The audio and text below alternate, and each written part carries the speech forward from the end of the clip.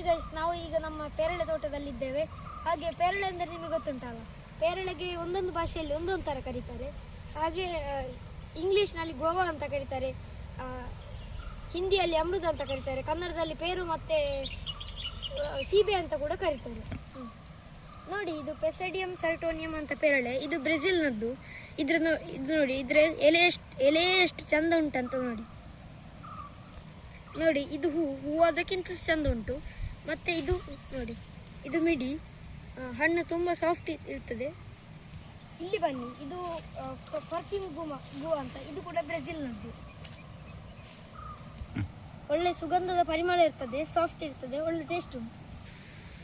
ಇದು ನೋಡಿ, ಇದು ವಾಟರ್ ಮೆಲನ್ ಗೋ ಅಂತ.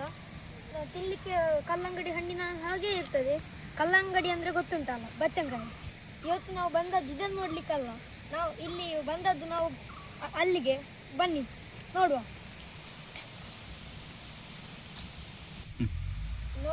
ನೋಡಿ ಗೈಸ್, ಎಷ್ಟು ಚಂದ ಉಂಟು ಗೈಸ್. ಮತ್ತೆ ಇಷ್ಟೇ ಚಿಕ್ಕ ಗಿಡದಲ್ಲಿ ಆಗ್ತದೆ. ಇದರಲ್ಲಿ ಕಾಯಿ ಹಣ್ಣು ಎಲ್ಲ ಕೂಡ ಉಂಟು. ಇದು ನೋಡಿ, ಇದು ಸ್ಟ್ರಾಬೆರಿ ಗೋವಾ ಅಲ್ಲ, ನೀವು ಸ್ಟ್ರಾಬೆರಿ ಗೋವಾ ನೋಡಿರ್ತೀರಿ. ಇದು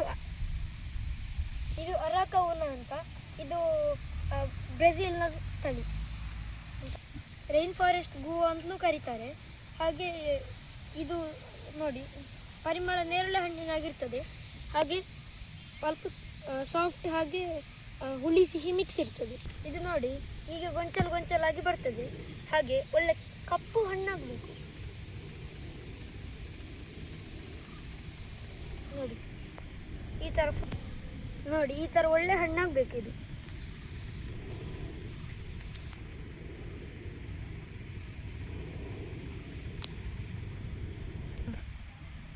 ನೋಡಿ, ಈ ಥರ ಒಳ್ಳೆ ಕಪ್ಪಾದ ಹಣ್ಣನ್ನು ಕೊಯ್ಯಬೇಕು. ಮತ್ತು ಒಳಗಡೆ ಈ ಥರ ಇರ್ತದೆ. ಹಾಗೆ ಪೇರಳೆಯಲ್ಲಿ ಇರುವ ಹಾಗೆ ಬೀಜ ಇರ್ತದೆ. ಬೀಜ ಸ್ವಲ್ಪ ಗಟ್ಟಿ, ಆದರೆ ಬೀಜ ಸಹಿತ ತಿನ್ನಲಿಕ್ಕೆ ಒಳ್ಳೆಯದಾಗ್ತದೆ. ಸೂಪರ್ ಉಂಟು ಗೈಸ್.